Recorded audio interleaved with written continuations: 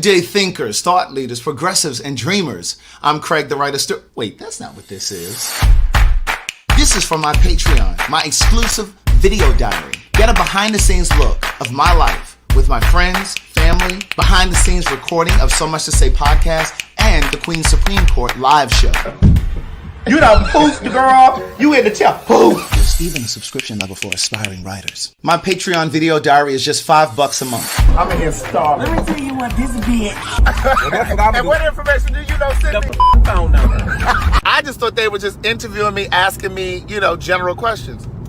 You got So join now. Visit www.patreon.com/Craig the Writer Stewart. Bye.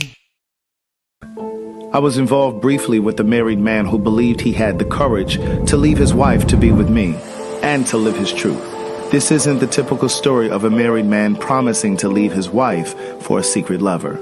Rather, this is a story in part about a gay man who knew he was gay before he got married, but chose to marry a woman because he didn't know how to break free. Rocky and I met on a gay social media site 3 months after I returned to the East Coast to live, and just 11 months after he was married. At the time we met, he was living and working in Dubai as a contractor for the government on a military base, while his wife was stationed in Tallahassee, Florida, where they had a home. In one of the first messages he sent me, Rocky shared that he was married, but that he had regrets. He explained that he had come out to his mother and siblings when he was 18 years old. He sat there. To listen to more of One Thing for Certain, Two Things for Sure, a memoir continued, visit audible.com.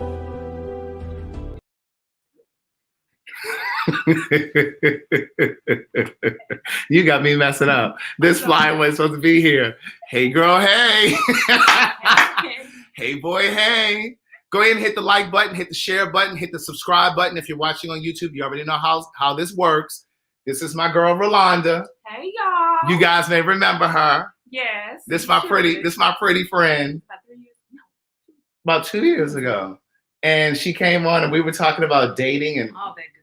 was it over 50? Over 50. It was dating and over 50, and you all gagged because that black just didn't crack. You know how we do.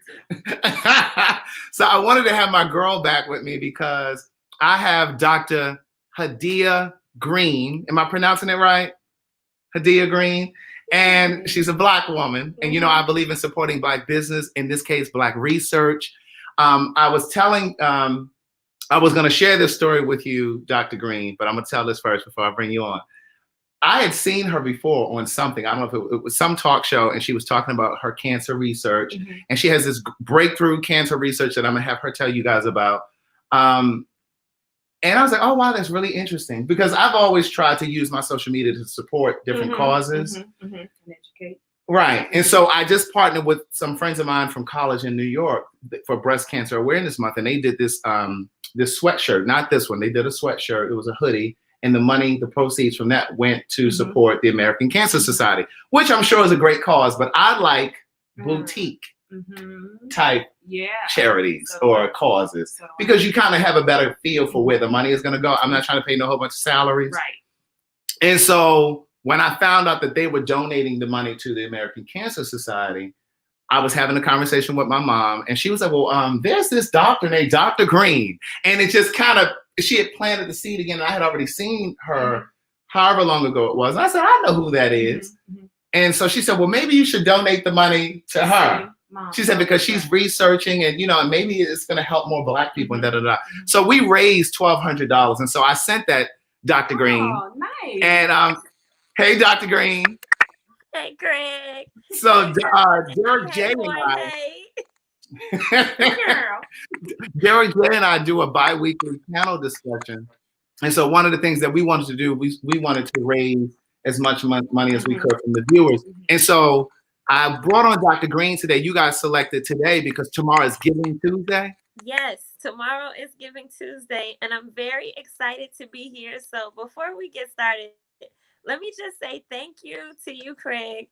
Hey, Ro, and thank you to your mom, Craig, for being a champion and an ambassador, because there are so many people who have been donating for years to these larger organizations who've been around for literally more than a century, and we're still have nearly 9 million people a year dying from cancer. And there are other organizations that have been around since I was 1 year old. And these organizations are raising over $1 billion a year with no cure to show for it. Right. And so here I come along after, and I'll tell you all about it.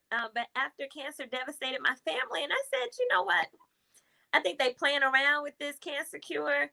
Mm-hmm. You know, Auntie used to always say, if you want something done right, you got to do it yourself. So I took my 4.0 in physics and went and got 2 more degrees in physics and trained for 5 years at the Comprehensive Cancer Center and a year at the Department of Pathology. And I developed a technology that completely kills human cancer in laboratory mice after 1 10-minute treatment. And you can see complete tumor regression or tumor shrinkage, as we would say in lay terms. You can see the tumor completely shrink in 15 days after 1 treatment with no chemo, no radiation, no surgery, and no observed side effects. And in order to keep this technology affordable for all, especially our community, I started a nonprofit to raise the money, which is very non-traditional. And I said, if we can have a Susan G, we can have an Aura Lee. So I named my nonprofit after my late aunt who lost her battle to cancer. And it's important when people are supporting these other organizations that they trace the money. American Cancer Society raises almost $700 million a year and puts less than 20% towards actual research to find a cure. Wow. And with my nonprofit, the Aura Lee Smith Cancer Research Foundation, we're putting 100% of donations towards the translation of a technology that I've already developed so that we can begin human trials. So within 12 months of reaching our first $10 million fundraising goal, we can start treating humans. We're not there yet, but we're on the verge. We're not 20 years away either. And we're not just raising money for hope, awareness, and feel good feelings to say I did something. We really already have an answer to cancer. We've already developed this new arsenal in the war against cancer, and the technology is sitting on the shelf in the lab collecting dust while cancer patients are trying to sign up for this treatment every day. And I'm out here begging people, hey, over here. And I really appreciate you, Craig, for taking your platform and allowing us this opportunity to ask people to donate. They can make a tax-deductible donation. We are a 501c3 nonprofit. So I appreciate you using your platform this evening to help us raise awareness that we are raising money to begin human trials. Because we went viral on TikTok. This guy made a video yesterday, the day before. I wasn't even on TikTok, and I'm getting text messages and emails that, you seen this TikTok video, and he has almost like 500,000-600,000 views since yesterday or something, and and then all the cancer patients have been in my inbox, and I'm like, hey, everybody, we haven't raised enough money to start human trials, and it seems ridiculous, and it's frustrating. And I appreciate you saying instead of donating to American Cancer Society, you're going to donate to the Aura Lee so that we can stop turning these cancer patients away and start saving lives. So thank you. I know that was a lot. Thank you. You're welcome.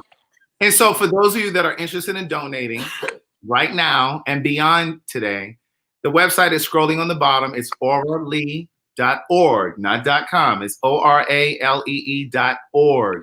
So you can donate in any dollar amount. I donated the $1,200 that I said Derek and I raised. I did it today, and I got my text message. Yes, I saw it. Thank you. You saw it? Okay. Receive your $1,200. Thank you. You're welcome. And some of that came from some of the viewers that night as well. So those of you that donated and wanted to give more, you can. Those of you that did not yet, you still can. So I wanted to know, how far are you from that $10 million? Okay, so good question. So we've been crowdfunding for a few years, and I've been on Roland Martin, Karen Hunter, Ricky Smiley, Tom Joyner. I've done the sweep of a lot of mainstream Black media, and I haven't had exposure into a more diverse media pool, not at the same level that I've had in our community. And with all of that exposure, we have still only raised $1.2 million. And I'm saying only, not that I'm not appreciative, because I am. Lord knows I'm grateful for every penny. Mhm. And I know how rare it is for an African-American female tech founder to raise $1 million. There have only been 33 others. I think I became the 33rd, somewhere between George Floyd and Ahmaud Arbery. So we didn't do a victory lap that we raised $1 million and made history with that accomplishment. But somewhere in that time frame when we reached this $1 million fundraising milestone, it was huge and historic and symbolic because there aren't African American females who started tech company and raised $1 million. That's rare. So I'm grateful to have that kind of support, and that came from only about 15,000 people. And there have been millions of people who have seen my story. My interview with Roland Martin, when he posted it on his Facebook page, it's gotten more than 14 million views. And if I had $1 from every single person. $1, yes, from every single person who saw that video, that interview, we would have had the 10 million that we need to start. So my message to everyone is, when you see what I'm doing and you hear me, just take a moment and donate $1. $1 at the And minimum. someone in the comments was asking, can you make a monthly donation? And I believe the answer is yes, right? Yes, 'Cause absolutely. because when I was on the website, it asked if it was a one-time donation or if it was going to be a monthly donation. Absolutely. Now, my question to you is, where is Oprah and Tyler Perry? If I had $5 for every time somebody took time to write me an email to ask me that, we would have the money. Like, I mean, do we need to tag Oprah and Tyler Perry? I mean, he out here giving Christmas to everybody. we've been tagging them, we've been messaging them. I was on Apple TV Dear Oprah episode and read a letter to Oprah, and I know she saw it. So my thing is, while we're waiting on celebrities to come in and be the knight in shining armor, we really only need 100,000 people to donate $100 or $10 a month, and we can get to the first 10 million. Right. So Because it really is about the critical masses. It's not about the celebrities. It's about the everyday people. Right. yes, Those people that are watching right now. Yeah. That affecting your personal home. Yeah. Yeah. So I think that would help. Right. So you said your aunt, did you say she passed away as a result of cancer? yeah, this is how my journey started, because I'm the first in my family to go to college. And my aunt and uncle raised me from age 4. Like, they were the only parents I knew. So when I graduated, the day after I graduated from Alabama A&M University, shout out to my HBCU. The day after I graduated, my aunt announced that she had what she referred to as woman's cancer. And she said that she would rather die than experience the side effects of chemotherapy and radiation. And 3 months after she passed, my uncle was diagnosed with cancer, and I was both of their primary caregivers. So I watched her lose her battle with cancer, and I watched my uncle suffer from the side effects of chemotherapy and radiation, cancer treatments. So when my aunt, she was the matriarch of our family. She was the cooker of Christmas and Thanksgiving dinners. She was the glue that held us all together. She was 21 years older than my mom, born in 1932. So she was everybody's big mama, everybody's grandma, even though she was my aunt. She had 8 children and like over 30 grandchildren, over 100 great-grandchildren. We have a huge family, and we have not gotten together since she passed in 2003, because she was the glue that held our family together.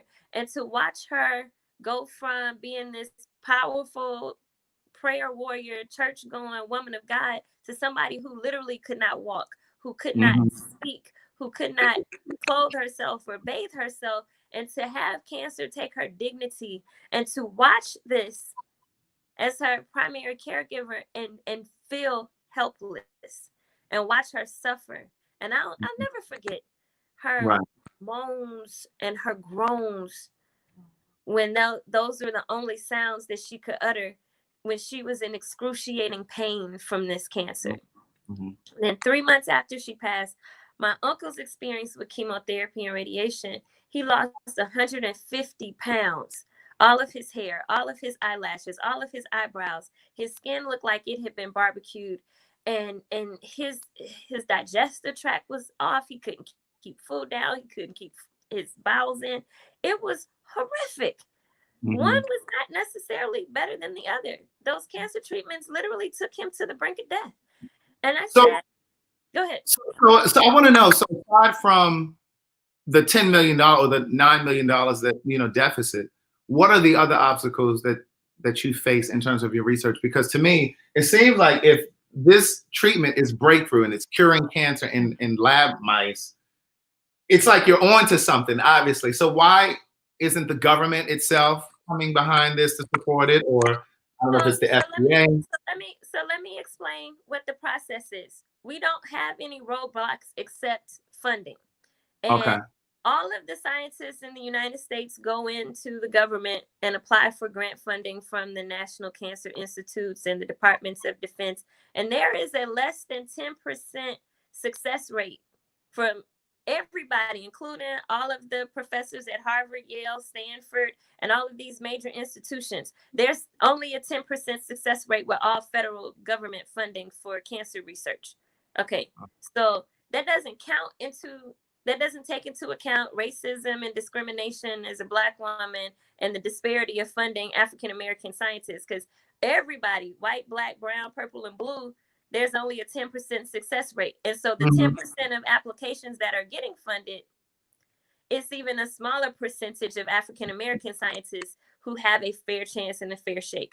So I've already gotten one federal government grant from the Department of Veteran Affairs. I received a $1.1 million grant from the federal government already. So for me to get that this early in my career is amazing, remarkable, exceptional, and I'm grateful.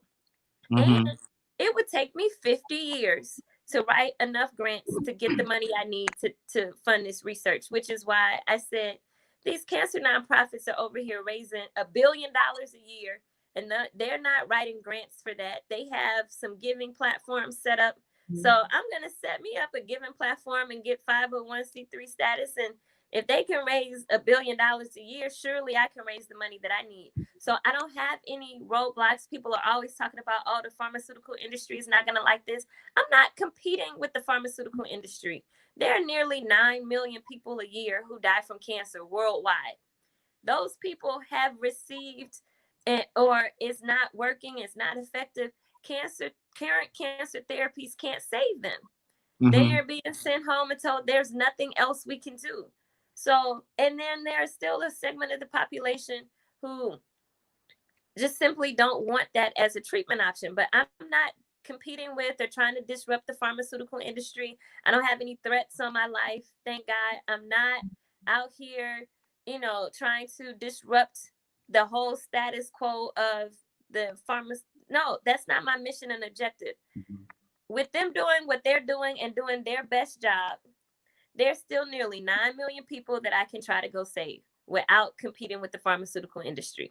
Now, what do you say? Oh, you had a question? No, so we're talking about this problem with cancer. And, I'm always about resolving or preventing, right? So from you, how do we prevent this? I know it's kind of like crazy, but it's maybe a crazy question. It's not a crazy question. To prevent cancer, I know that's, we talk about our diet, but have we come to the core of what the problem is? And I know you're on the research, but, is it our diet? Is it in the air? Like, can we resolve that issue before it gets to you? You know what I'm saying? Like, so that's a very valid question. And that's a question that there's been a ton of research and a whole research community of scientists working to identify what is it that people can do to prevent cancer.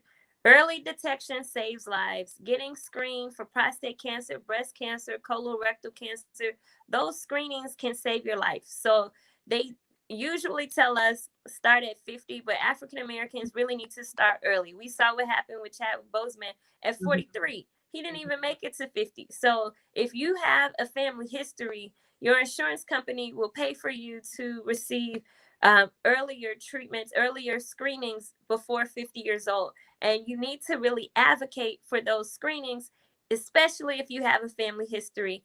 And even if that means that you have to save up money and pay for it out of pocket yourself, do that, because it literally may be the difference between life and death.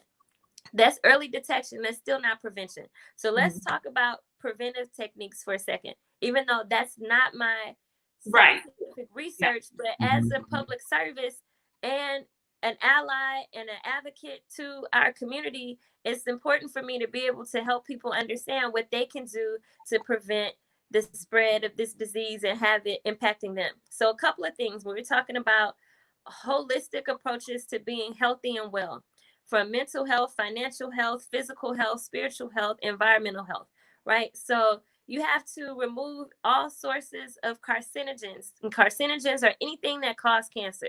And you can have carcinogens in your food, in your water, in your air, in the products you use to clean your house, in the products you use to moisturize and to put things on your body, in your skincare, in your healthcare. You can have chemicals and carcinogens in your circle of friends and family members who are toxic to you. They have names, birthdays, social security numbers, and they are cancerous. And you need to get rid of them too. Dr. Green, can I just jump in for a quick second? Come on. Because see, a lot of the women that are watching, and not even just women, a lot of people that are watching have heard me say over the past 3 years, because I've been plant-based. I have a plant-based diet for the past 3 years. Now I do still eat seafood, but I have been saying to them consistently, ad nauseum, that it's not just about what you ingest. It's also about your shower gels.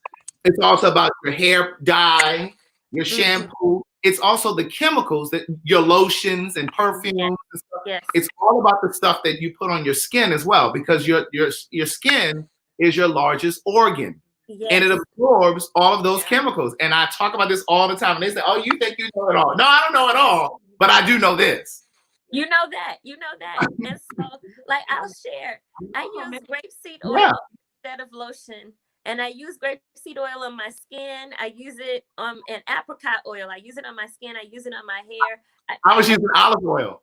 So I use olive oil, but sometimes olive oil doesn't mix well with my scented oils.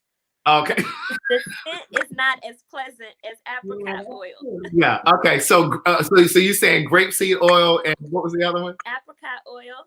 Okay. And I do use olive oil, and I like using olive oil and sugar to do facials and scrubs. And so just depending on what I'm doing, it determines what type of oil I'm using. But yes, so the anything that has a list of ingredients that you need a PhD in chemistry to pronounce and read, you should not be putting on your body or in your body. And that's not me speaking against companies that have a list of ingredients. It's just me encouraging people to be mindful about what they're using and read your labels and get back to things that have a 1-word or 2-word list of ingredients, period. Right. And I do all organic, all natural, everything. And I eat right for my blood type, and I alkaline, I detox, I juice. So that's beautiful. But then we do have, remember, our culture, especially in the areas that we live in, some of us don't have access to that. Right, food deserts. Right. And so let me say, I shop at Aldi's. Aldi's is usually close to urban neighborhoods. Yes, they are. A product line of organic foods and fresh produce that's very affordable. So you can buy bags of beans and rice and get produce and live fruit and live vegetables for a very affordable price. And I can come out of Aldi's with a basket full of food for $50. Yeah. And that can last me 2 or 3 weeks, depending on if you're eating for your portion size, eating a right portion size for your meals. So a lot of times in our culture, we overeat. We consume things that we call food that's not truly food just because we can eat it. And we don't read the studies that come out that talk about the list of carcinogens that are included in fast food restaurant menus. And we have to be cognizant about what's being advertised to us and what's being promoted to us. We have to be awake to how we're consuming and what we're consuming. We can't just and Dr. Green, here's another thing. I'm about to step on some toes. You know, we love a fish fry on Friday nights. And you know, black folk, I don't know where you from originally, Dr. Green, but where I'm from, where you from, St. Louis? Oh, I'm sure some folks in St. Louis, they boil in Fabulosa to make the house smell fragrant after they fried fish. It's full of carcinogens. I told them over a year ago, stop boiling Fabulosa. Fabuloso. Yeah. Why? Why? What in the Fabuloso is going on? There's an ingredient in it, and I can't call it off the top of my head right now. If I had a bottle, I could look at it and tell you what it is. But it's a carcinogen. And when you and when you're boiling that Fabuloso, wafting through your house, and you're smelling it and you're ingesting that stuff, that's so a lot of chemicals that we put in the air. We don't even think about what's in all this stuff that we're putting in to smell good. And so, like, if you get back to the basics, open the windows, get some fresh air. Like, I burn incense and I do candles. I don't have things wafting through the air. And I turn the vents on. I fry fish and I fry it in my grapeseed oil, and I get wild caught and organic fish. But I turn the vent on, open the window, burn an incense, and in the next couple hours, the scent is gone. So, lifestyle change. Organic oils and aromatherapies. You can get a mister or a humidifier. You can put essential oils like lavender and peppermint.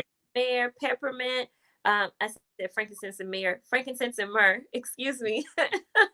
And you can put your organic essential oils in those aromatherapy devices, the diffusers. Thank you. That's what I'm thinking of. In those diffusers, and it's a natural, organic way to make your home smell lovely. So again, we have to get away from these toxins, get things out of our environment, out of our product lines, out of our diet, out of our water. I was mentioning I do the Eat Right for my blood type diet, and I alkaline with my food and my water. And there were studies that showed that cancer cannot survive in an alkaline environment. That's science.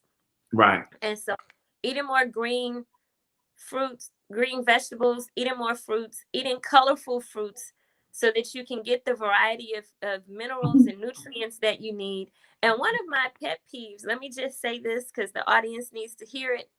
Stop buying things from labs and kitchens when you don't know what kind of quality control assurance they have. And if they have a mold outbreak or if they got roaches, you don't know. You need something that's gone through some standardization. And that's part of what we get caught in a trend on. And I'm not knocking sea moss. I just can't verify what happens when they're packaging that sea moss. And one of my friends was trying his best to convince me to try it. And we opened it up and it had a whole bunch of mold in it. And I'm like, that's because they didn't have quality control. So part of, if I can bring it back real quick, just 1 second to what I'm doing, I am standardizing and making a legitimate, safe product that has to go through all 3 phases of human clinical trials and FDA approvals so that it can be offered in legitimate hospitals covered by insurance companies, Medicaid and Medicare. I'm not offering this treatment out the back of my trunk, y'all. Stop asking for it like that. I have to go through a legitimate process because that's why I became a doctor. And I went to graduate school to be a bona fide scientist like Albert Einstein. So I'm not cutting corners. And it's too much on the line to cut corners. So thank you. I see in the comments that people are donating. Thank you. Yes, they are. Yes, thank you to everyone donating in real time. I appreciate you guys. Thank you so much for donating. That's awesome. So, Dr. Green, I do have another question. So, because I am a believer that with certain things, like whether it's HIV/AIDS or whether it's with cancer, I believe that in some instances, the pharmaceutical companies will try to block treatment because there's more money in the care than it is in treatment. Do you let me speak on that. Yeah, let me speak on that. So,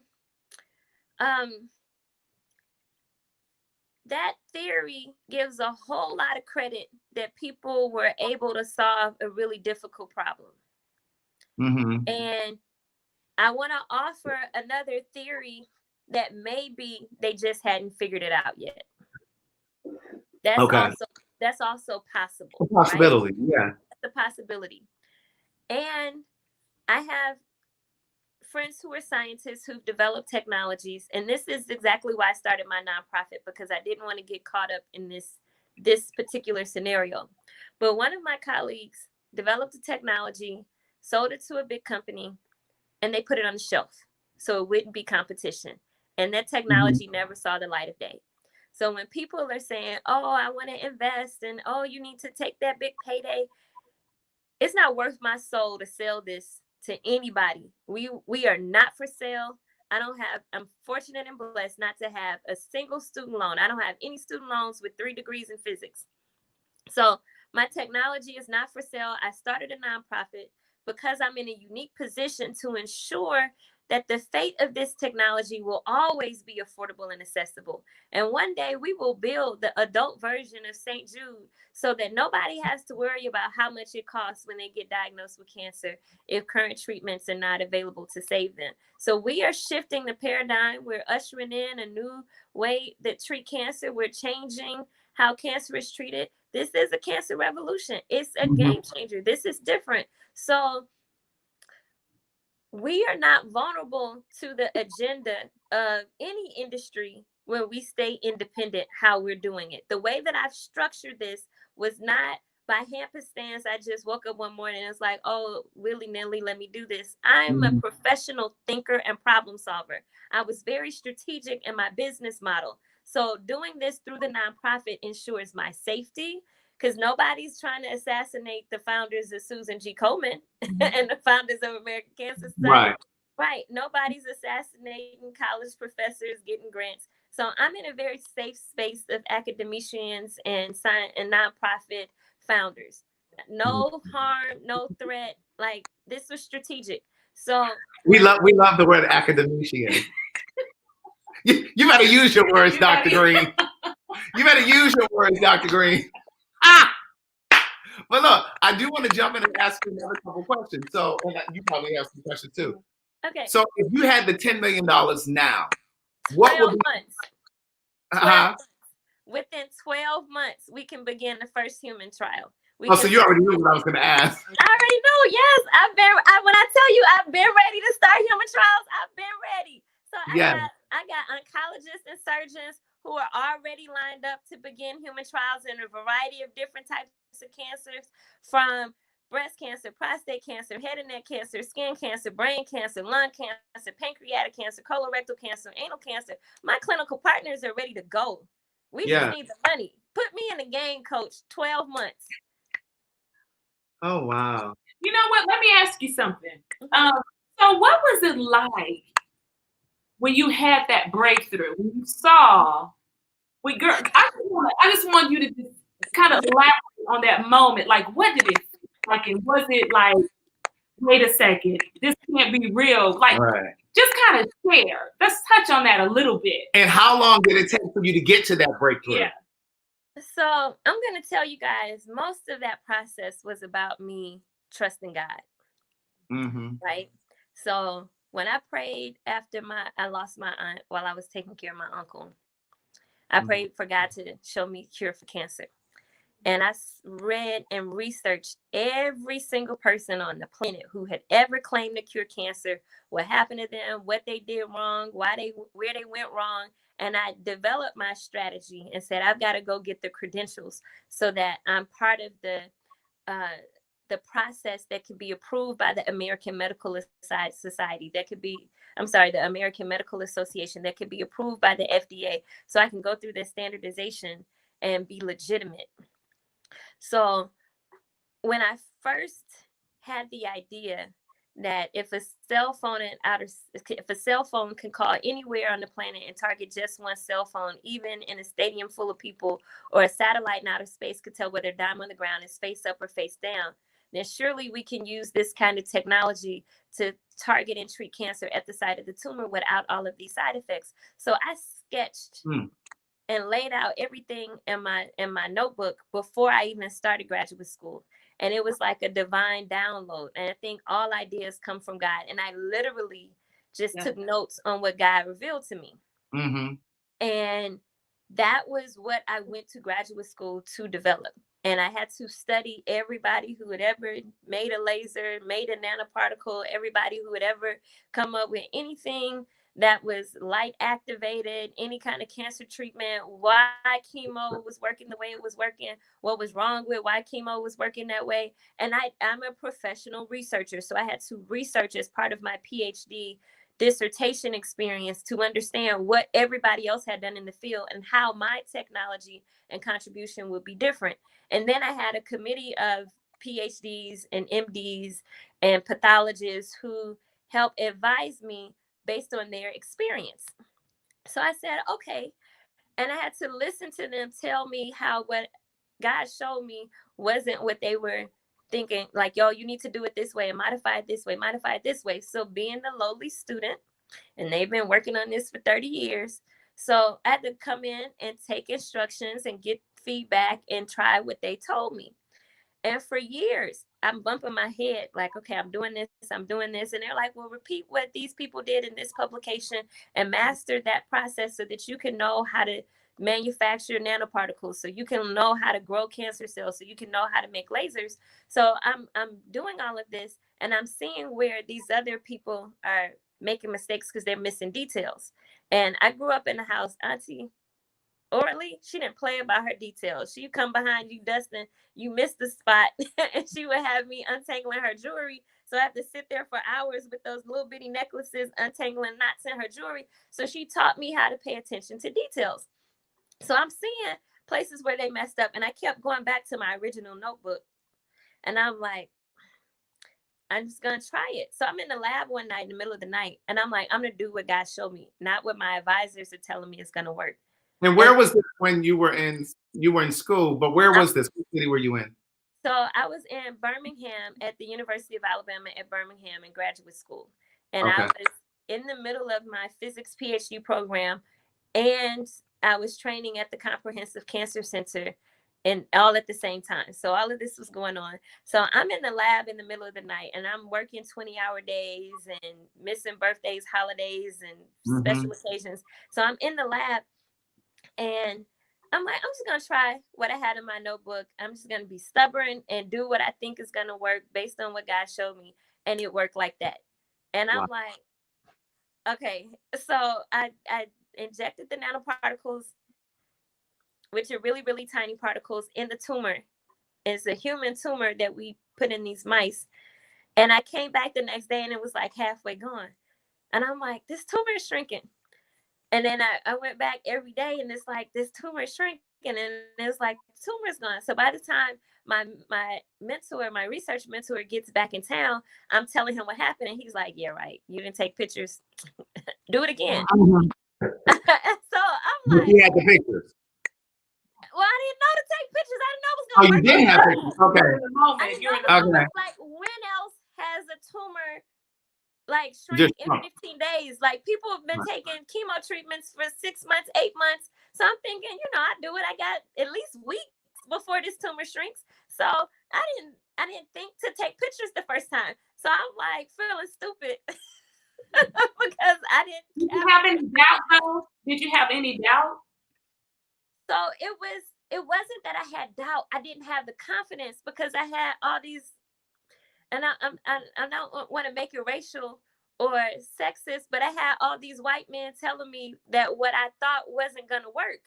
So I didn't have the confidence for years to just try what God showed me in the first place.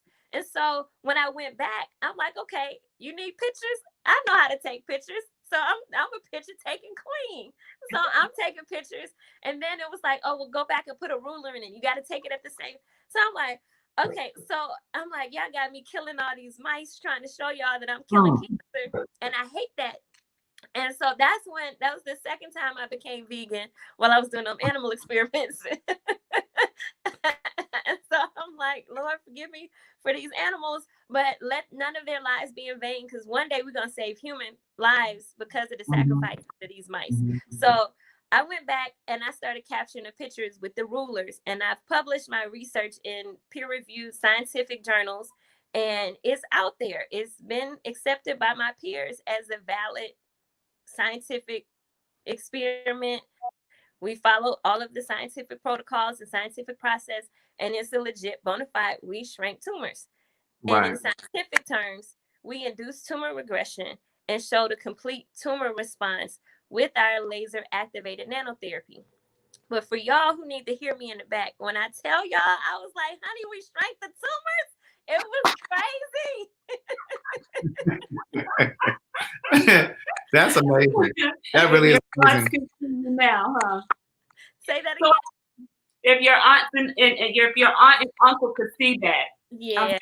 And they always encouraged me. They always believed in me. And they always would say, if anybody can do it, you can. Just so to that point, so that's another direction I was going into. So if thinking back, what was like some of the things that they instilled in you to get that, you know, when you were going through that, you said you didn't have any confidence, but what made you at that point, I gotta keep going? What was like some of those things, or you know, inspirational, or you know, what was that they instilled in you to kind of keep, besides the trying to separate the jewelry? So like my aunt, I mentioned she was a prayer warrior, and she taught me how to pray.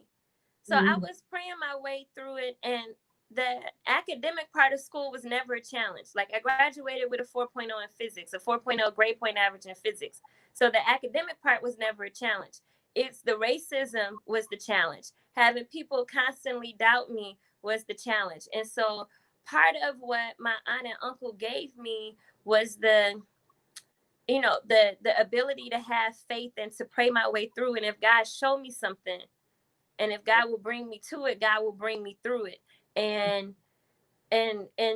she gave me scriptures and taught me how to read scriptures. And so some of the things that got me through school was, one of my favorite scriptures is, to whom much is given, much is required. And I knew if I had this rigorous academic training, that I needed to do something more than just revolutionize cable and internet when cancer came to my family's doorstep and devastated my family. And then one of the other things is, all things work together for the good of those who love the Lord and call to his purpose. Oh, and I messed up my favorite scripture. All things work together for the good of those who love the Lord and are called according to his purpose and his righteousness. Okay, that's it. So every time I would have an obstacle or a hurdle, it would always seem to come back that those things that may have seemed like a setback were really a setup. All the things that made it seem like a challenge were really set up for me to be triumphant. And that, and I had to tell myself every time, like, I was sitting here like shook for no reason, when I should have known that God had already worked it out. And so it was that not that I can't say, oh, every struggle, every moment, I knew it was going to work out. There were times where I quit, and then the next morning I got back up and I went back at it again. And there was a point where I realized I don't have anything else to do in life. So we're gonna work this out. And there was this one workshop I went to at this church one time, and the minister was doing this workshop on how to get over things that kind of break your spirit and kind of get you off track for where you want to go. And when it came my turn, I was telling him how God put on my heart to develop this treatment for cancer without side effects, and how I'm in the lab and I'm doing these 20-hour days, and I just couldn't figure out what I was doing wrong. And it really wasn't that I was doing something wrong. It was just that the advice people got didn't fit with what God had shown me. The advice that I was getting from people didn't fit with what God had shown me. And so he said, dreams are your verification that something is possible. And God gives each of us a dream to let us know that something is possible. And he said, Dr. Green, I have my own quote in my third book, and I say, your imagination is God's proof to you of what's possible in your life. Yes. Because if it wasn't possible, he would never give you the vision to even see it. Exactly. It's exactly the same concept. Exactly the same concept. So he said to me, if I told you there was a 100-carat diamond in this building, would you stop looking if it wasn't in the first place you looked? No. If it was in the second place, no. If it wasn't in the third place, no. I'm like, if you're guaranteeing me that there's a 100-carat diamond in this building, oh, I'm going to find that diamond. And he was like, with that conviction, you go back in that lab and you find that cure for cancer. And within 2 weeks, that's when I went back to my original idea in the original notebook, and it came out just like that. Right. Wow. That's Girl, incredible. You are encouraging for real. That's really incredible. Your story is amazing, and the tenacity and the drive. It's inspirational. No matter what your goal or dream is, I mean, just your story alone it's just fantastic. It really is. And thank you. And that's what I hope people will see, because I'm out here pouring my heart out, trying to help cancer patients. I can't bring back my aunt and uncle. Yeah. I can't bring back the family members I've lost since then. But my prayer is that everybody who sees these interviews, they stop and actually make a donation of any amount and do what they can to help be part of the solution, so that we don't have to keep being subjected to things that we're not satisfied with. If you're not satisfied with how certain industries are being run, I'm providing an option where we don't have to go that route if we don't want to. And because one of my pet peeves were nonprofits that have so much overhead, I don't take a salary from donations. We're a 100% all volunteer run nonprofit, and nobody is on salary or payroll from donations. So I even take honorariums for my speaking engagements and ask them to make the check payable to the foundation so that we can cover operational expenses out of my speaking engagement honorariums and my personal contribution from my day job salary. So when I say 100% of donations go towards this cause to help us begin human trials and keep this technology affordable and accessible, I can say that honestly, and our tax records show it. Because I was going to ask you, well, if you're donating your honorarium, how are you? But you said you have a day job. Yeah, I'm a professor in the Department of Surgery at Morehouse School of Medicine. Like, a multiple stream of income has to be what we do right now. Yeah, your living is not in vain. That's for sure. I mean, it is.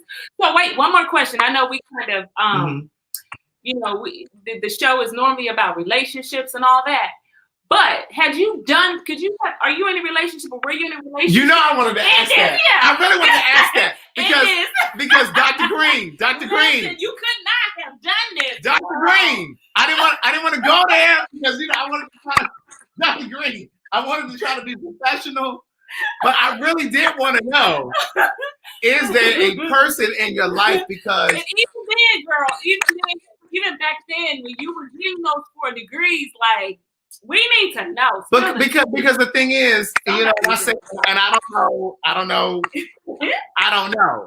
But what I was going to say was, let me answer this real quick. You're going to donate to Orally. Hold on, it's scrolling on the bottom. Orally.org. Orally.org. But my question is, because oftentimes, and again, I'm making assumptions because I don't know, but men are often intimidated by strong women. Listen. And, strong women, strong, educated women. And sometimes you can be like kryptonite to a weak man. I just need to hear what you got to say. Go ahead. Y'all are hilarious. Inquiring We're going to lunch after COVID. Look, when I get my COVID test, when I get my negative COVID test results, I'm going to message you and be like, girl, I got my negative results. What are we going to eat? I'm going to take you to lunch. I'm serious, Dr. Green. I cannot with y'all. Okay, so let me tell you guys, every guy I ever liked while I was going through school messaged me, got in touch with me when I won that $1 million grant from the Department of Veteran Affairs, and apologized and said they wish they would have married me when they were younger. Then I was like, back then y'all didn't want me. Now I'm Yes. Ain't that how they do? So it was like, if I were Michael Jordan, y'all weren't with me on the court. Girl. So I say that lightheartedly, but I have amazing sister girlfriends who have been married and gone through their PhD programs and their MD PhD programs and their PhD OD programs. So I know that there are women who have husbands and children who are bosses. And, you know, they have families. One of my girlfriends, Dr. Jasmine Ward, has a PhD in public health, a husband, 4 kids, and a nonprofit. And she's like a COVID super whiz. So I am an advocate for Black love, for Black families, for Black relationships. And so I actually am seeing someone right now. So don't go ahead. do not hit me up in my DMs. I don't date on my social media. I don't even read my own inboxes on social media. So don't hit me up because I don't have. That's me, Dr. Green. That's me, Dr. I'm not reading those inboxes. Dr. Green, can I be honest with you? Yes. I get DMs from men, women, and children. Tell me about it. You know. Oh, I know yours is. Oh my God. Straight. Dr. Green, if they're not asking me how to purchase a book, how to purchase a greeting card, or something of that nature. Stupid question. Can you tell me? I'm not interested. So my social media manager, shout out, hey Felicia, I had to everybody in my organization signs a non-disclosure, but I had to especially make sure the person managing my DMs signs a non-disclosure, because I'm like, you cannot repost the foolishness and the marriage proposals that come in my DMs. So I'm very selective and picky. I always have been, and I actually have friends now from guys that I've dated who have gone on to get their PhDs and gone on to get their JDs and get their lives. Not that they weren't together, but to achieve higher levels of academic accomplishments, and I'm very proud of them. And I don't have a single regret about anybody I didn't marry. Yeah. I know that's right. Period. Forward. I want to encourage you guys that are watching. I need you guys to donate to auralee.org. I don't give a damn if it's $1. Right. I need you to donate whatever you can. Some of you watch these lives for free all the time. You benefit. You get free books. Entertainment. Right. I've gifted things. I've sent things to you in the mail. I need you to at least donate $1. At least $1. At least do it for $1. And let me add this just to bring this back in full circle, because I actually never talk about my personal life. I just want to encourage everyone who may still be single or who may be unhappy in a relationship or unhappy in a marriage, that life is too short. Tomorrow is not promised. Find your purpose, find your passion, find your calling in life. And if you can have a partner who will support you on that journey, that's good. But if not, like, it's better to be single than to be unhappy. And there is nothing wrong with a singles ministry. And I know that some of the relationships that didn't work so that I can have a whole heart and a whole mind to be able to focus on what I was doing without being broken and shattered in my spirit and my soul. So I just want to encourage and empower everybody to be on purpose and be about the business of what you were put on this planet to do, and be happy. So thank you to everyone who is donating, who is going to donate, who's getting paid tomorrow. Yes, indeed. we want all of it. All of it. Yes. We want a little piece of your unemployment check. Yes. And we are on Amazon Smile.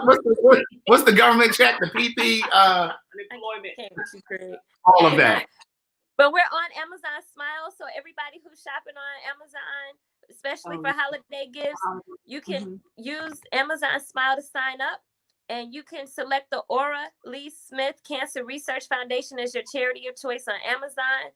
And if you have any special occasion, birthday of a loved one, you can donate on Facebook through a Facebook fundraiser. And a lot of people are donating their birthdays on Facebook. So I just want to ask everybody, if you have a birthday that's coming up or a birthday of a loved one, do a fundraiser for the Aura Lee Smith Cancer Research Foundation on Facebook. Right now, we only have like maybe 10 people a month doing that. And we're raising almost between $3,000 and $5,000 a month with just 10 people a month doing it. So if we had like 50 people a month doing that, that would be awesome. So thank you all for donating. We have our Cash App and our Venmo for those people who don't have a credit card and you want to send cash through Cash App or Venmo, we're Aura Lee Foundation. The $ ORALEE. Let me type that down here for the people. Okay, so one more thing. So uncle and aunt saw something in you.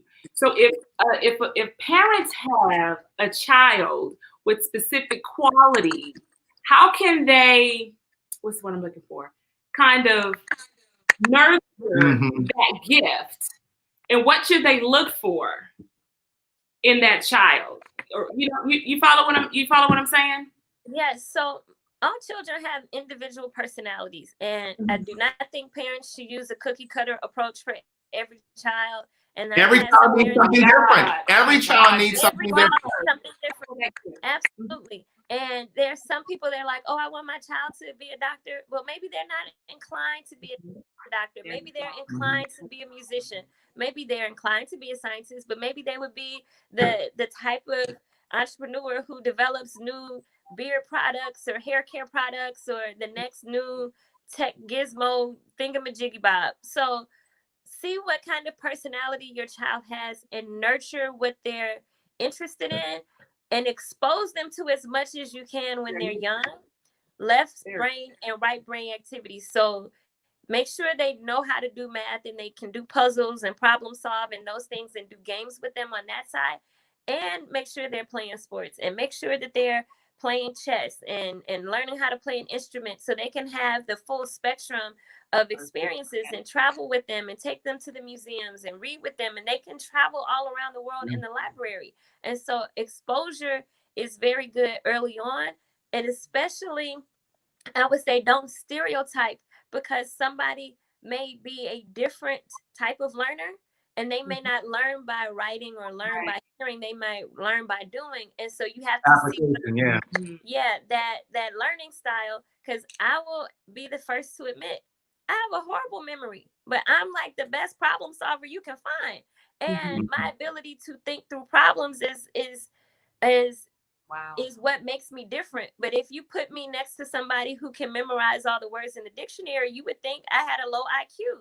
And if I listen to people who value memory over thinking, I would have continued to have low self-esteem. So it's very important how we talk to our children. It's very important how we observe their learning styles and their interests, and then expose them to things, because nobody else in my family had gone to college. I never had a science kit growing up. So imagine if people had discouraged me, I would have never thought to become one of the first women in the country to get a PhD in physics.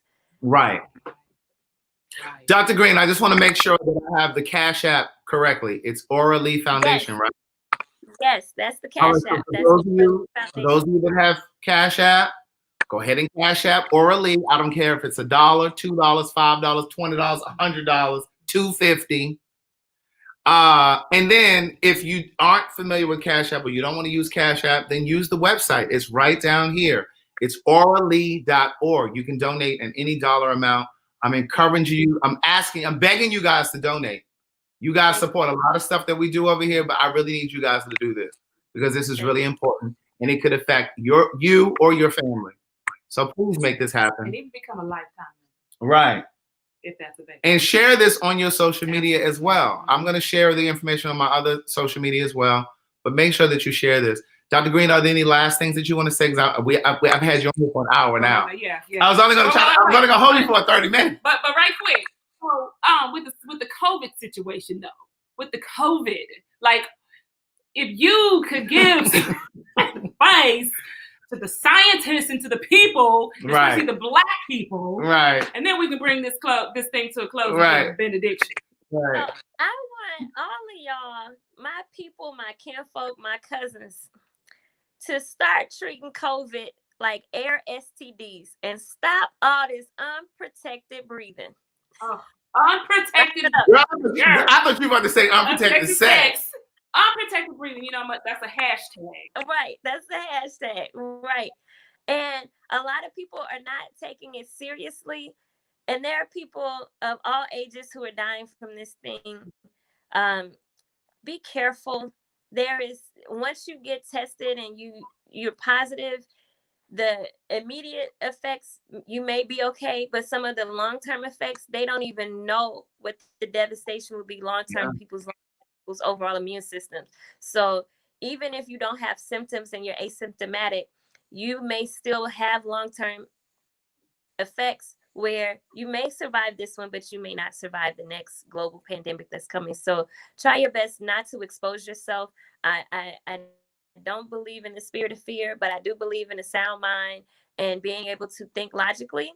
And we don't have a reliable leadership infrastructure to give us proper guidance. So I've been saying, just take a knee, be as safe as possible so that you don't unnecessarily expose yourself, because almost nothing that we're doing is that serious. Create a pod, because this is going on way longer than the 2 weeks that they told us. So get you a pod. If you go out the pod, get tested before you come back in. But, you know, we are a communal people, so we need to have time to fellowship and safe spaces to fellowship. So get you a small circle, get tested, stay in the circle. If you go out, get tested before you come back in. Not just, oh, I'm going to be tested and I'm waiting on my test results.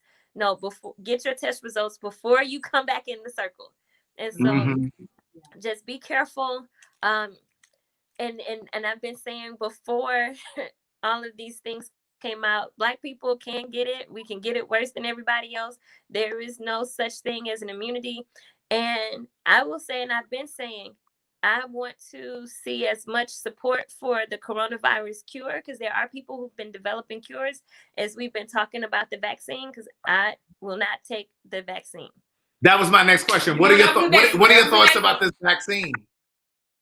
Okay, don't say no more. Say no That's more. it. Say That's no all I more. wanted to know. A Black woman's facial expression says it all. We read it. Dr. Green, I appreciate you taking the time to do this. This was absolutely amazing. I had so much fun with you guys. I'm gonna email you. I'm gonna email you my phone number. I'm serious, because I really want to take you to lunch at some point. I'm gonna come with my negative test result. Okay. Yeah, we'll take a test. Dr. Green, she hasn't had us. Okay, Craig. Nothing. That's okay. She won't say that she wants to have. We have to wait till after all these spikes happen, because the hospital's about to fill up and we get ready. We need to shut back down again because the spikes are because all of y'all cousins. 2021. Yeah, 2021. Right. Okay, so next year. Right, because y'all gather for Thanksgiving, then the spike's gonna happen, and Christmas is gonna come, and then y'all know y'all having a New Year's party without y'all COVID test. So y'all not gonna see me anywhere. Right. Well, Dr. Green, thank you so very much. If there's anything that I can ever do, please don't hesitate to ask. We're here for you. We're definitely. There's a charity that I often will have them help me support. It's called nationalbailout.org, and they bail out women of color, typically Black women, that are in jail for less than like $600, but they just don't have the money to get out. So that's one of the things that we've done. But you are definitely going to be one of those charities that I'm gonna keep in rotation. Yeah, because I really think that what you're doing is great. Thank you so much. I really appreciate it. Look, now you're my niece. Say that one more time. Now you're my niece. Oh, thanks, Auntie. All right, thank you so much. Have a good night. Thank you. You too. And thank you to everyone who donated. Love you guys. Love you too. Happy holidays. Bye. Bye. Y'all thought we were done. Oh, okay. Y'all thought we were done, but my friend Derek J is over in Connecticut. Yes, child, honey. You had me sitting over here for a very long time, girl. This is a long, like I've been waiting back here, waiting my turn, just waiting, but I'm here. Derek, we donated the $1,200 today to Dr. Green's organization, orally.org. Oh, well, I'm glad, because I thought you took the money. You got I've been waiting to figure out what was going on with it, child. You ain't send me no receipts or nothing. Oh, because you know what? They sent me a receipt. Let me send you the. No. I didn't want to send that to the. I didn't want to send that to the people. I didn't want to send that to the people. Let me see this receipt, because I don't even. I didn't know what was happening. I mean, you held that money for a very long time. I know how you. I mean, I don't want anybody to say I stole anything. No, you got to do that.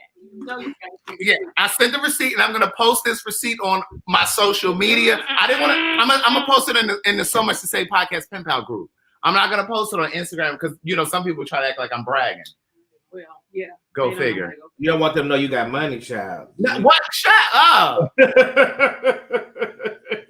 Anyway, Derek J and I have. You saw I got. Wait, that shirt surely is sparkly. Is that sequence?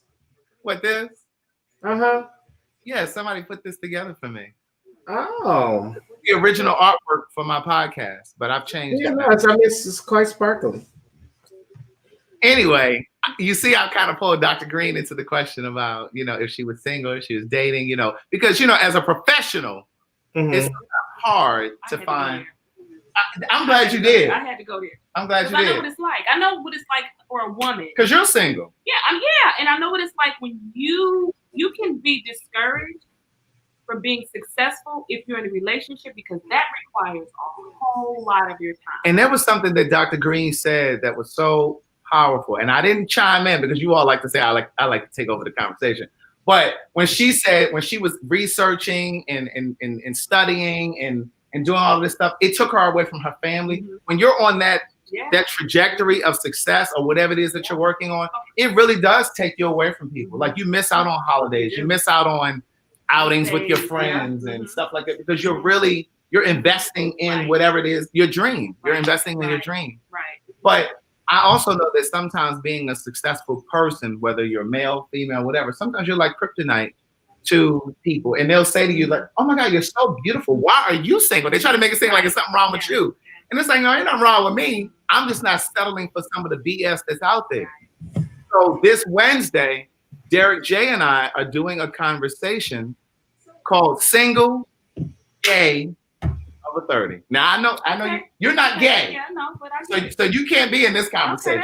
Okay, that's fine. But we go through the same shit. We do, because I believe that Black gay men and Black women have similar struggles. Because we date Black men. We have similar heartaches, similar disappointments. Well, some of us date Black men. A lot of people don't date Black men. Date Black men. Okay. Well, hey, whatever is your flavor.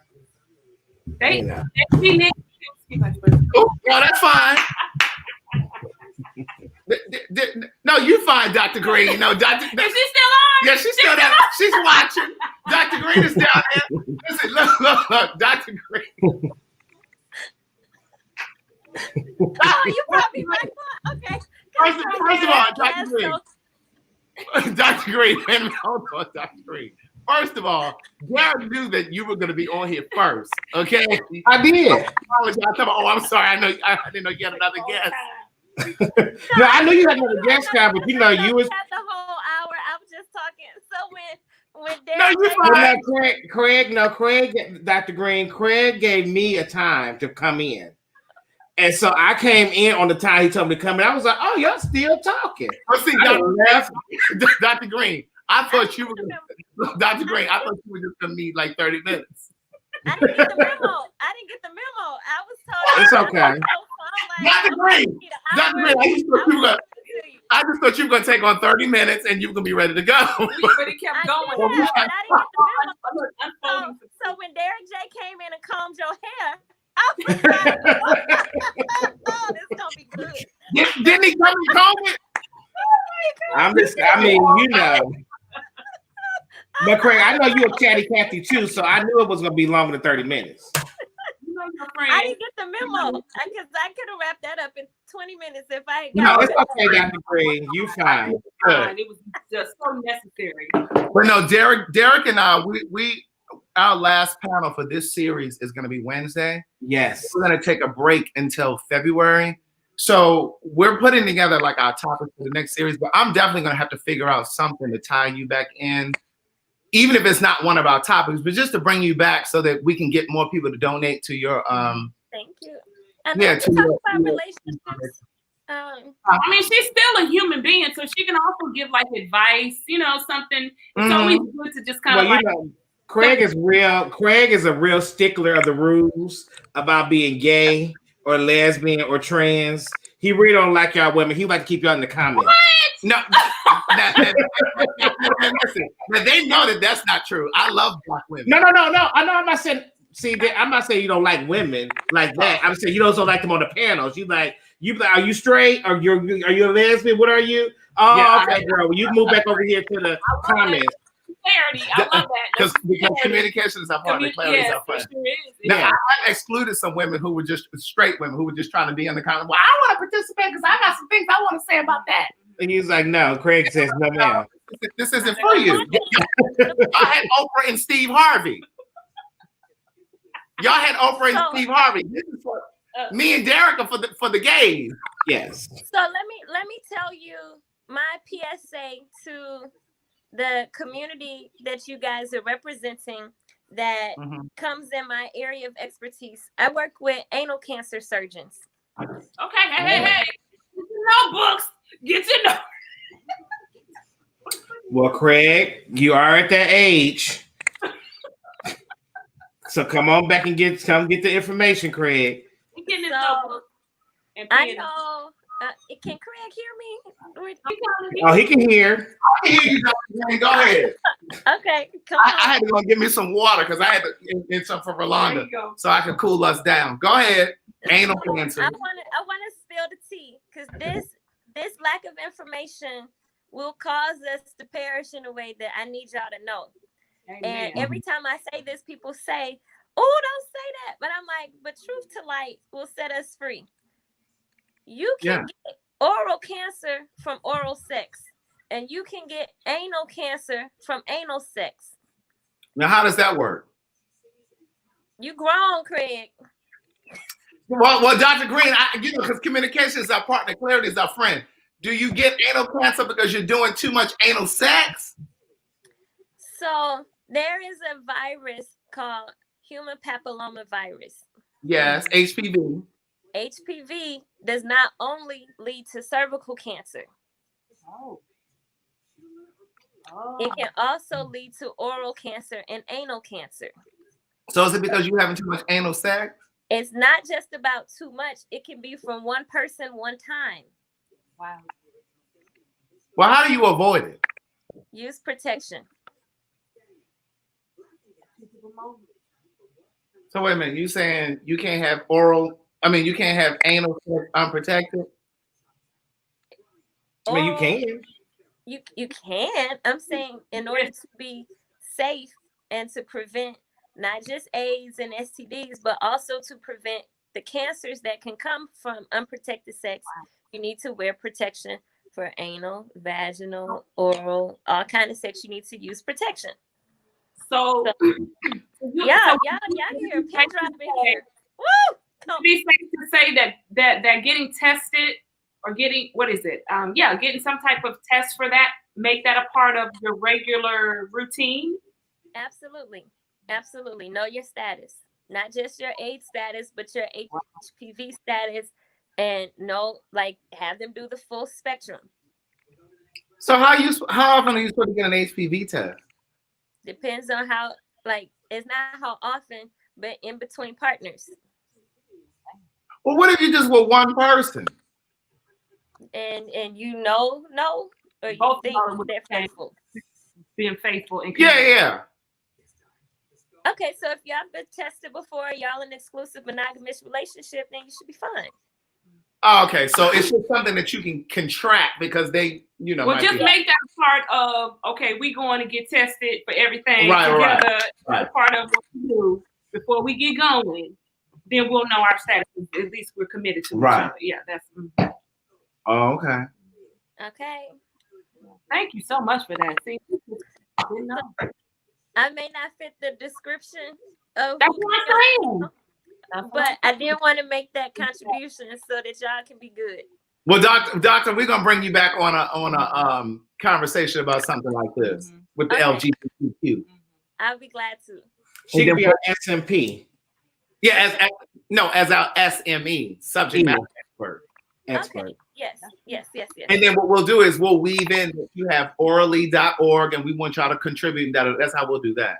Okay, that works. Derek J, it was so nice to meet you. Thank you. Same for you, Dr. Green. It's no problem. All right, thanks, Dr. Green. It was a pleasure watching you comb his hair. Dr. Green, get out of here. I like her. She keep up the mess with me, child. Yes, she does. Yes, she does.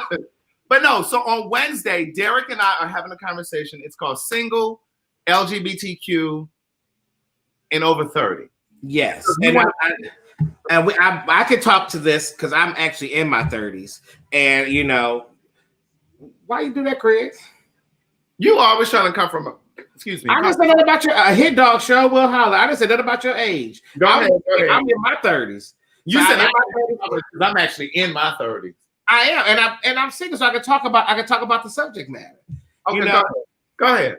Well, no, I'm saying we're gonna talk about it on Wednesday, Craig. But it's actually single LGBTQ and over 30, not in. I know, but we're starting at the 30s, and I'm in the 30s. That's what I'm saying. What are some of the topics y'all going to touch bases? Just kind of give us, you know. Well, I'm not single, Derek.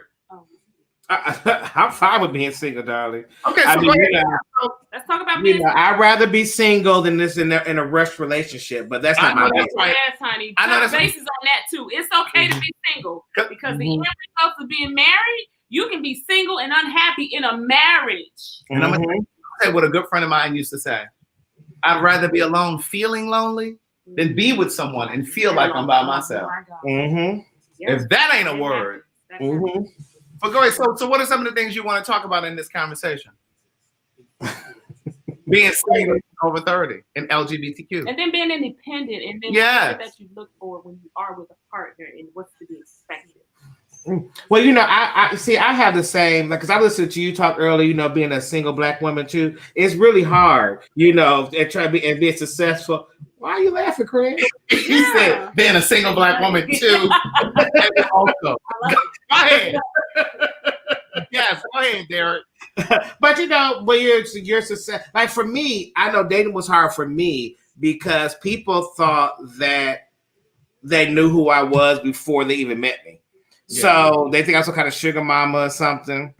You know, they think I'm out here trying to take care of somebody. And you know, and these men today, they're so simple, honey. So, you know, little stuff like I like to go out to eat in nice places. So because I asked you to go out to eat and I paid for it, I'm not taking care of you. It's just that's where I want to eat at. I'm not a TJAF type of girl. You know, so but it's like those type of things. And people just think try to take advantage of a situation that's really not a situation.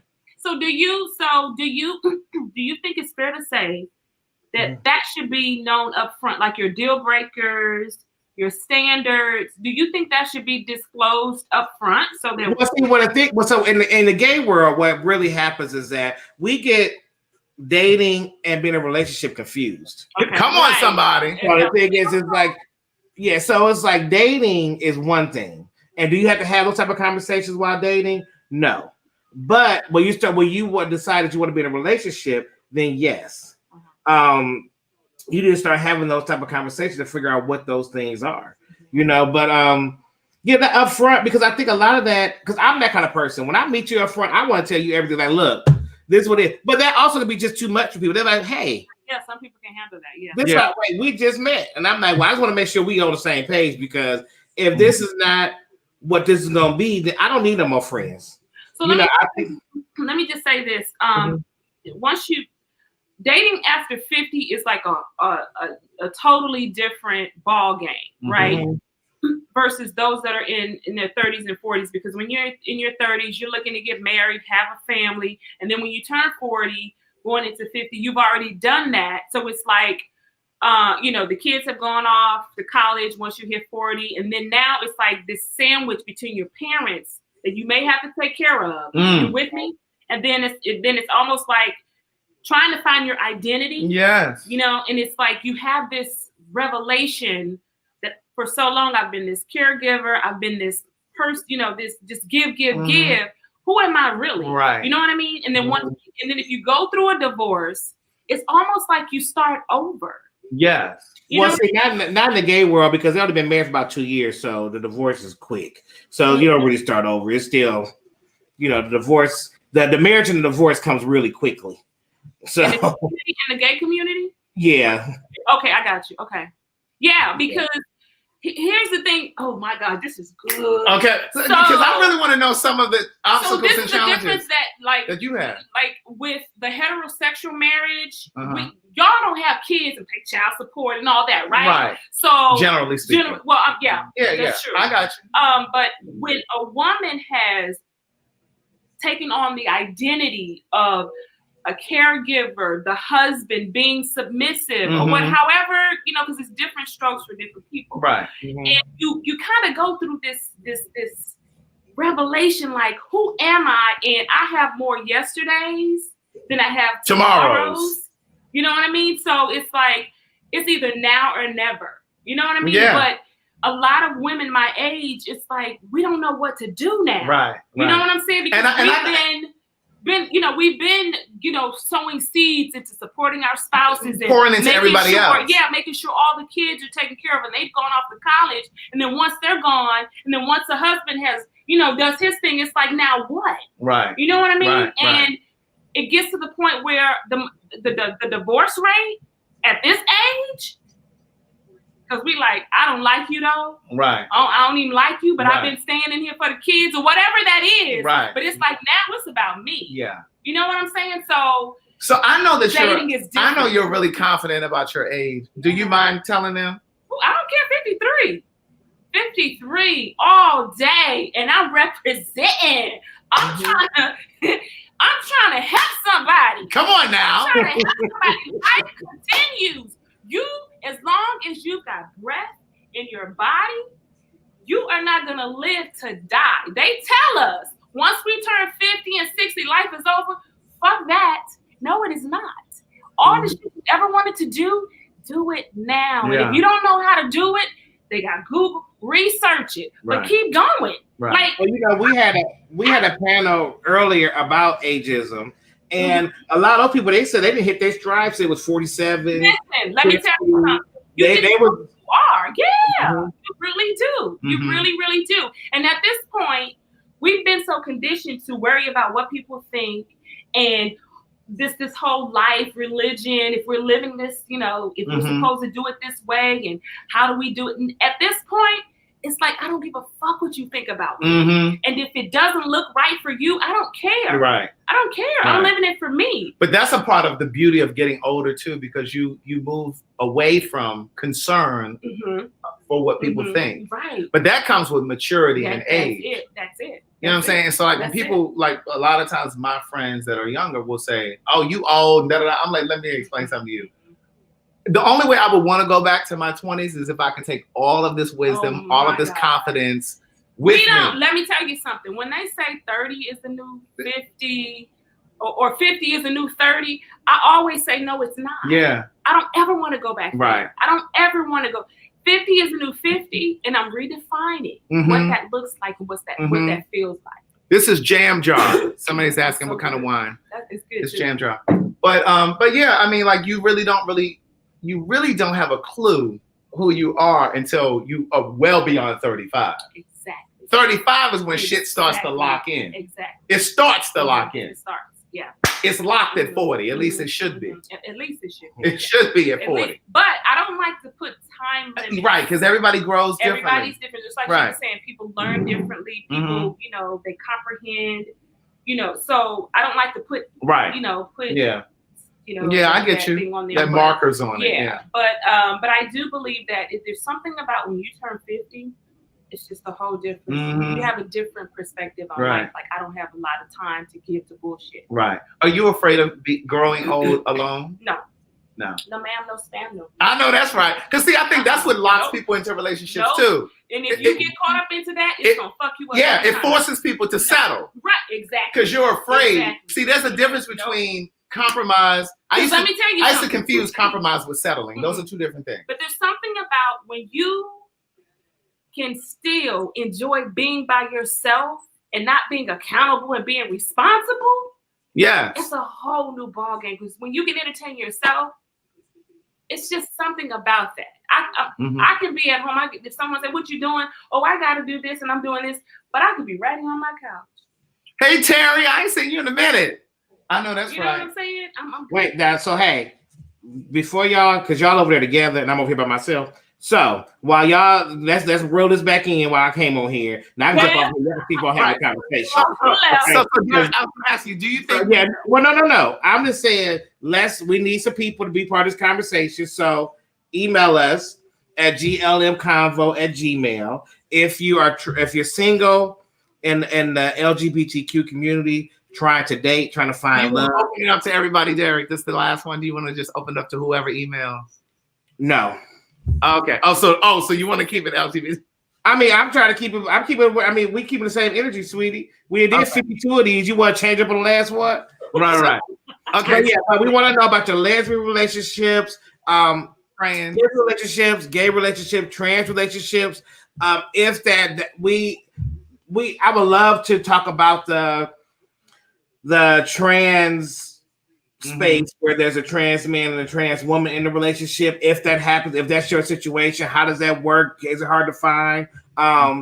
So that's what we want to get. We want you guys to email us your information. Once again, we said this 100 times. A picture, your contact information, and a small paragraph of how. And I mean, when I say I'm like a elementary school paragraph with 4 sentences, how you can add to this conversation. Some of y'all need counseling. Man, listen. Yes, because I love counseling. I love that you guys want us to know y'all your business and y'all want to talk to somebody, but save it for Wednesday. Just say, hey, I'm single. I'm trying to date. This is how old I am. Here's my picture. Here's my contact information. Let's talk. That's all we want. Right. So that's what we're gonna do. That's what we would like. Now for you guys, Craig and Rolanda, I can let you guys get back into y'all conversation because y'all are chitty chatty tonight, honey. No, we're gonna wrap up right now. You can be on here for 5 hours for all I care. I just want to get my part in. So people, that's Madison that does all that. That's Madison that does all that. That's Madison. But yes, so y'all, and unfortunately, I will be doing it from Connecticut, and Craig will be in Atlanta, and we'll be having a conversation. But it should be okay. We've done it before. We made it happen, and I don't have to work. I'm off, so I'll be here the whole conversation with you guys. So yeah, email. Last conversation for the series. This is our last conversation for the series. So 2 things. So Wednesday, I will have it up on Wednesday. So on Wednesday, you guys, we will have our Christmas Cash App up for me and Craig, like we did with the donation we did today. That we did weeks ago that we finally just paid, but hold on now. Listen. Oh no, wait, Craig. I'm trying to stop, Craig. Stop interrupting me. So we're doing the same thing where we are going to pay off some people's layaways, for Christmas, for the Christmas holiday. So for the month, so for I guess the next 2 weeks, whatever Cash Apps. Yeah, Jackie. They talkers, baby. Jackie said Rolanda talks as much as Craig.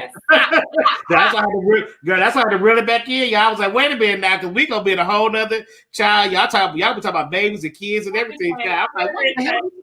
So, but now, Derek, though, you do know that when I sit here and I don't say anything, they say, "Well, what's wrong with Craig? Why you normally something normally is going on when you sit there and don't say nothing."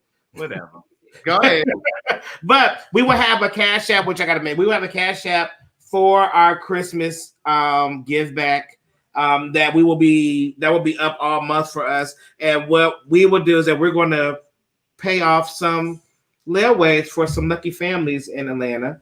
But we want you guys' help. So once again, whatever you guys put in that Cash App, Craig and I will match. Don't y'all get too crazy. But and a friend of mine back home, they have a nonprofit. We've supported them before. She saw the live when we talked about it. She said, "Oh, can we put our charity on there so you can help?" So what they do in Baltimore, it's called Catherine Family